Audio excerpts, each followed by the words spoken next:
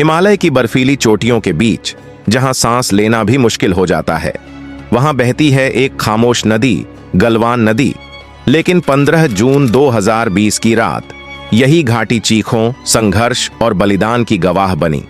यह सिर्फ दो सेनाओं की भिड़ंत नहीं थी, यह था सम्मान, सीमा और देशभक्ति का संघर्ष। आज की इस डॉक्यूमेंट्री में हम जानेंगे आखिर क्या है गलवान वैली, भारत और चीन के बीच विवाद क्यों हुआ, उस रात क्या हुआ था और कैसे भारतीय सैनिकों ने इतिहास लिख दिया।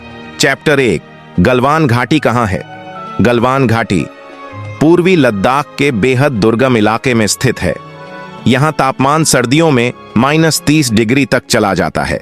यह घाटी वास्तविक नियंत्रण रेखा यानी LAC के बेहद करीब है।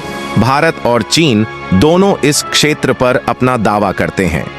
गलवान नदी का नाम पड़ा था गुलाम रसूल गलवान के नाम पर, जो लद्दाख के प्रसिद्ध खोजकर्ता थे।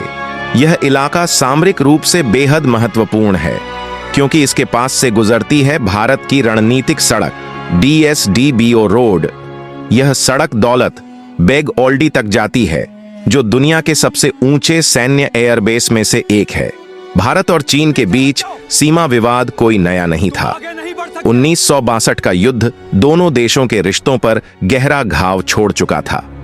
लेकिन 2020 में हालात अचानक बदलने लगे। चीन ने पूर्वी लद्दाख के कई इलाकों में सैनिकों की संख्या बढ़ानी शुरू कर दी। टेंट लगाए गए, भारी वाहन लाए गए और धीरे धीरे तनाव बढ़ने लगा। भारत भी सतर्क हो चुका था। भारतीय सेना ने भी जवाब में अपनी तैनाती मजबूत कर दी।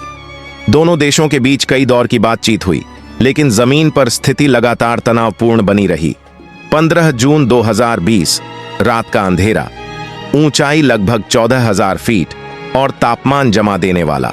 भारतीय सेना की एक टुकड़ी चीन द्वारा हटाए जाने वाले ढांचों की पुष्टि करने निकली। इस टीम का नेतृत्व कर रहे थे 16 बिहार रेजिमेंट के कमांडिंग ऑफिसर कर्नल संतोष बाबू। लेकिन वहां जो हुआ उसने पूरी दुनिया को चौंका दिया। दोनों सेनाओं के बीच हिंसक झड़प शुरू हो गई। लेकिन हैरानी की बात यह थी कि यह लड़ाई बंदूकों से नहीं लड़ी गई, क्योंकि दोनों देशों के बीच समझौते के अनुसार सीमा पर गोलीबारी से बचना था। इसलिए सैनिकों ने इस्तेमाल किए लोहे की रॉड, कंटीले डंडे, पत्थर और नंगे हाथ। घंटों तक बर्फीली घाटी में संघर्ष चलता रहा। कई सैनिक तेज बहाव वाली गलवान नदी में गिर गए, कई गंभीर रूप से घायल हुए। उस अंधेरी रात में भारतीय सैनिकों ने अद्भुत साहस दिखाया। कर्नल संतोष बाबू सहित भारत के 20 वीर जवान शहीद हुए। लेकिन भारतीय सैनिकों ने भी चीन को भारी नुकसान पहुंचाया। हालांकि चीन ने लंबे समय तक अपने नुकसान की सही संख्या सार्वजनिक नहीं की। भारत के इन वीर सैनिकों का बलिदान पूरे देश के लिए गर्व और भावनाओं का क्षण बन गया।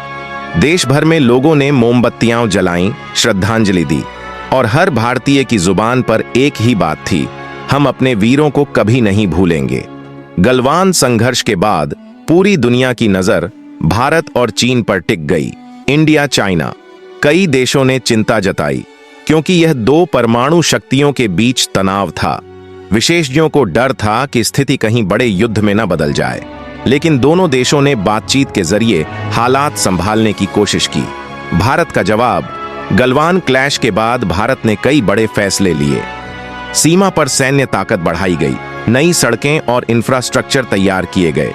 इसके साथ ही भारत ने चीन के कई मोबाइल ऐप्स पर भी प्रतिबंध लगा दिया।